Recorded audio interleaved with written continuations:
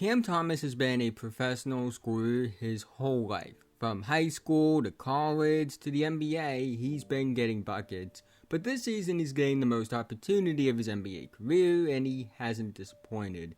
While it's only been 9 games, he's averaging 26.8 points per game, 3.6 rebounds per game, and 2 assists per game on 48.4, 32.8, 84 splits, and a 57.9 true shooting percentage.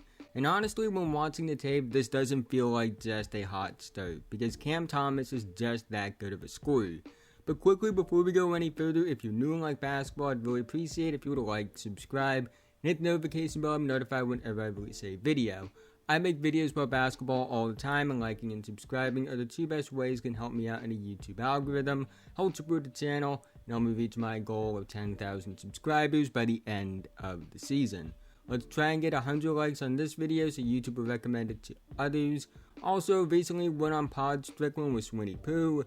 We talked about players like Emmanuel Quickly, Jalen Brunson, and other players I've made videos about. I had a great time. I'll link that episode and their channel in the description and pinned comment. Would highly recommend checking out the Strickland in general. They do great work about the Knicks and NBA in general. Anyways, let's talk about Cam Thomas.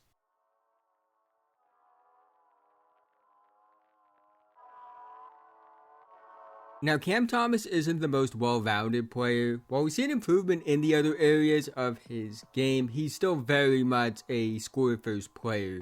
But the thing is, he's not like other players who are really just scorers, because most guys like that are guys who just catch fire as shooters while being solid to good creators.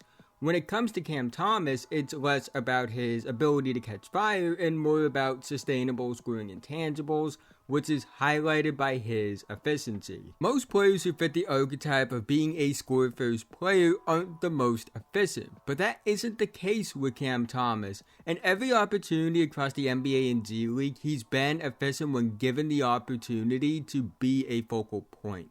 In his 2 G League games, that showed he was just too good for the G League. He averaged 40.5 points per game, 6.5 rebounds per game, and 3.5 assists per game on 49.1, 23.5, 100 splits, and a 66.2 true shooting percentage. And in the NBA, in every game he's played at least 20 minutes, he's productive and efficient.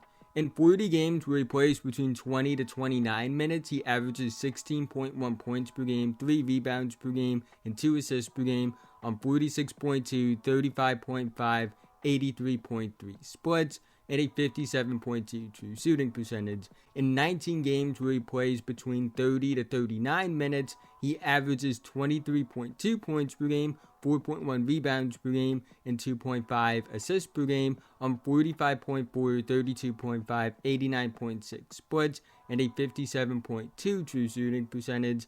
In 2 games he plays at least 40 minutes. He averages 45.5 points per game, 3 rebounds per game, and 2 assists per game on 53.2, 50, 92.9 splits, and a 66.8 true shooting percentage.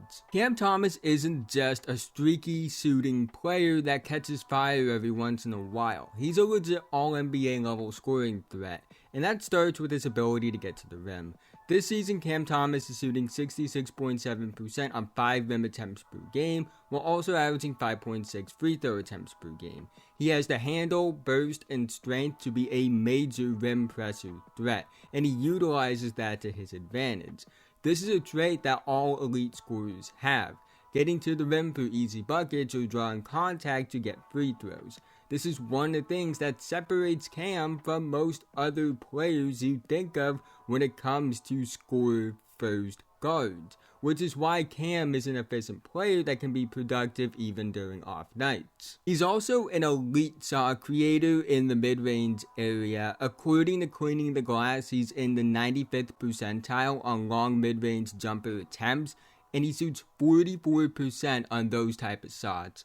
While he is capable of hitting tough contested shots, and he's proven it time and time again, he also is very good at creating space for easier looks as well.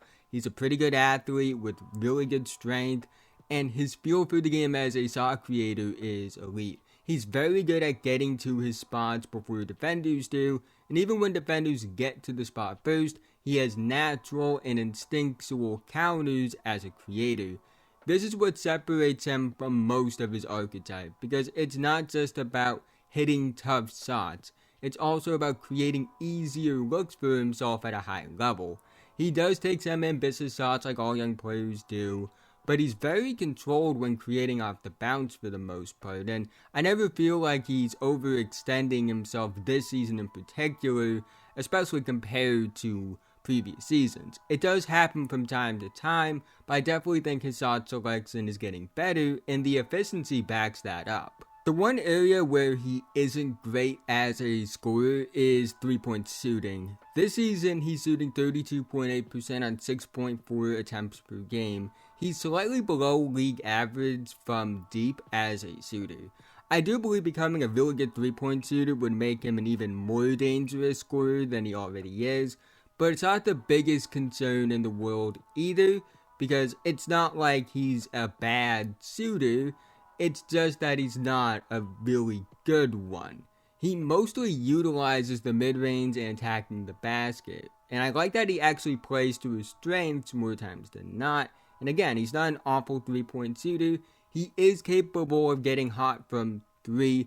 This is the one area I think he is similar to other players of his archetype. That ability to catch fire from time to time, but they are a bit streaky as shooters. It's the one thing I feel like isn't about sustainable traits. It's more about just being in a rhythm, and that's something that really just varies game to game. The fact that Cam is elite at creating inside the arc is why I'm not worried about the fact he's at best a streaky 3-point shooter. And who knows, he's still only 22 years old. That's an area he can get better at, and that's not out of the cards. This is what Cam Thomas does. When given the opportunity, he will prove to you that he is an elite scorer, and he's done it at every level. He's the all-time leading scorer at Oak Hill Academy, a school that Kevin Durant and Carmelo Anthony attended. He led the Nike EYBL circuit in scoring, and Nike EYBL is one of the best AAU circuits in the country. He led the entire SEC and also led all freshmen in scoring as a freshman at LSU. He has 5 40-plus point games in the NBA. He's proven his skill set translates to each level of the game. Now, is he the most well-rounded player? No, he isn't. But that doesn't take away from just how special of a scorer he is, and it also speaks to his mindset and confidence. He picked up a lot of DMPs early on in his career.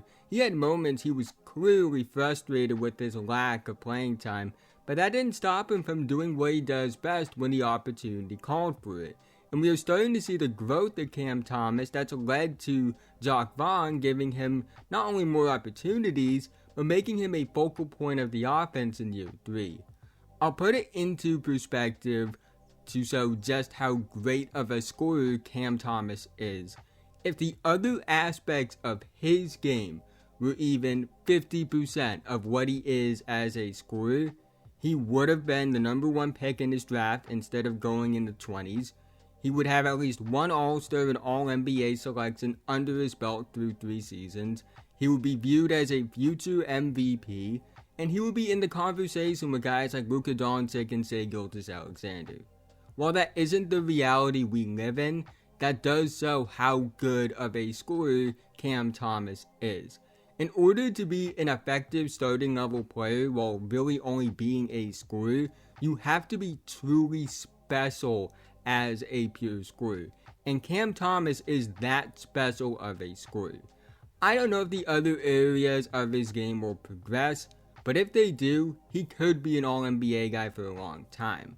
However, even if they don't, he's a great enough scorer to make a few All-Star teams in the right situation, and I can't wait to see how the rest of his career turns out, as I expect to see some great scoring nights for a very long time, and we might even see some history out of him. But that's the end of this video. If you made it to this point, thank you so much. Again, haven't already, like, subscribe, hit the notification bell, notified whenever I release a video. I make videos about basketball all the time, and liking and subscribing are the two best ways can help me out in the YouTube algorithm, help support the channel, and help me reach my goal of 10,000 subscribers by the end of the season. Let's try and get 100 likes in this video so YouTube will recommend it to others. Again, check out the Strickland podcast. I had a great time over there. We talked about Emmanuel Quickly, Jalen Brunson, and other things like just player development and why it's not a linear thing. We would recommend checking that out and more Strickland stuff as well. I'll link all of that in the comment section and the pinned comment below. But with that being said, have a nice day, and I'll see you guys in the next one.